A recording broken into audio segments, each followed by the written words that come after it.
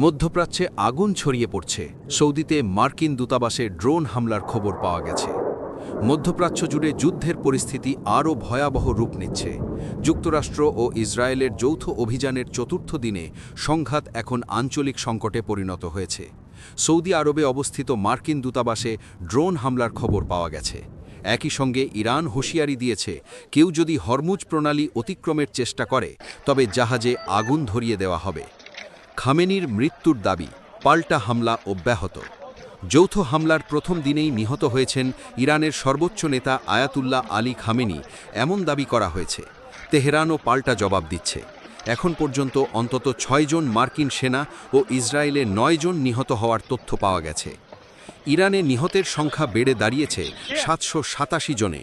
দেশটির রেড ক্রিসেন্টের বরাতে রাষ্ট্রীয় গণমাধ্যম এ তথ্য জানিয়েছে।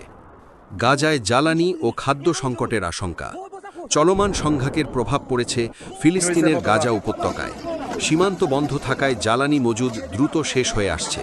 কর্মকর্তারা আশঙ্কা করছেন, খুব শিগগিরই তীব্র খাদ্য সংকট দেখা দিতে পারে। তবে ইসরায়েল জানিয়েছে, কেরেম শালোম সীমান্তপথ আংশিকভাবে খুলে ধাপে ধাপে মানবিক সহায়তা প্রবেশের অনুমতি দেয়া হবে। জ্বালানি বাজারে অস্থিরতা। মধ্যপ্রাচ্য সংকটে বিশ্ববাজারে প্রাকৃতিক গ্যাসের দাম রেকর্ড পরিমাণ বেড়েছে। ইউরোপ ও যুক্তরাজ্যে বেঞ্চমার্ক গ্যাসের দাম ৩০% বেশি বৃদ্ধি পেয়েছে। বিশ্বের অন্যতম বৃহৎ জ্বালানি রপ্তানিকারক প্রতিষ্ঠান কাতার এনার্জি তাদের স্থাপনায় সামরিক হামলার পর উৎপাদন বন্ধ করে দেওয়ায় পরিস্থিতি আরও জটিল হয়েছে। সংযুক্ত আরব আমিরাত ও ওমানে ড্রোন হামলা। সংযুক্ত আরব আমিরাতের ফুজেইরা তেল শিল্প এলাকায় একটি ড্রোন ভূপাতিত করার পর ধ্বংসাবশেষ থেকে আগুনের সূত্রপাত হয়। হতাহতের খবর নেই। এদিকে ওমানের দুকম বন্দরে ড্রোন হামলায় একটি জ্বালানি ট্যাঙ্কে আঘাত লাগে। দ্রুত পরিস্থিতি নিয়ন্ত্রণে আনা হয়েছে। লেবানন সীমান্তে উত্তেজনা।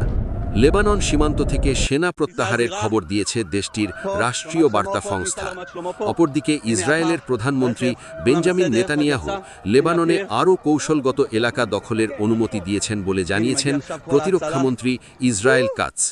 লেবাননের সশস্ত্র গোষ্ঠী হিজবুল্লাহ দাবি করেছে, তারা ইসরায়েলের ৩টি সামরিক ঘাঁটিতে ক্ষেপণাস্ত্র ও ড্রোন হামলা চালিয়েছে। সাইপ্রাসে ব্রিটিশ ঘাঁটিতে হামলা, ফ্রান্সের সহায়তা। সাইপ্রাসে অবস্থিত ব্রিটিশ সামরিক ঘাঁটি RAF আক্রতিরিতে ড্রোন হামলার পর ফ্রান্স ক্ষেপণাস্ত্র ও ড্রোন বিধ্বংসী প্রতিরক্ষা ব্যবস্থা পাঠানোর ঘোষণা দিয়েছে। প্রেসিডেন্ট ইম্যানুয়েল মাখো সাইপ্রাসের প্রেসিডেন্টকে এ সিদ্ধান্তের কথা জানিয়েছেন। যুক্তরাষ্ট্র যুক্তরাজ্য সম্পর্কে টানাপোড়েন। মার্কিন প্রেসিডেন্ট ডোনাল্ড ট্রাম্প অভিযোগ করেছেন, ব্রিটিশ প্রধানমন্ত্রী কিয়ার স্টারমার হামলায় সহযোগিতা করেননি। তিনি বলেন, দুই দেশের সম্পর্ক আগের মতো নেই। লন্ডন থেকে জানানো হয়েছে, যুক্তরাজ্য কেবল আইনি ভিত্তি ও জাতীয় স্বার্থ বিবেচনায় সামরিক পদক্ষেপ নেবে। ইরানে ভূমিকম্প ও পারমাণবিক কেন্দ্রে ক্ষয়ক্ষতি। ইরানের গেরাস অঞ্চলে ৪.৩ মাত্রার ভূমিকম্প আঘাত হেনেছে বলে জানিয়েছে USGS।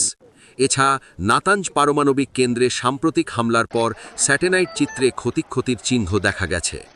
কূটনৈতিক মিশন বন্ধ। রিয়াদে মার্কিন দূতাবাসে হামলার পর কুয়েতে মার্কিন দূতাবাস পরবর্তী নির্দেশ না দেওয়া পর্যন্ত বন্ধ ঘোষণা করা হয়েছে।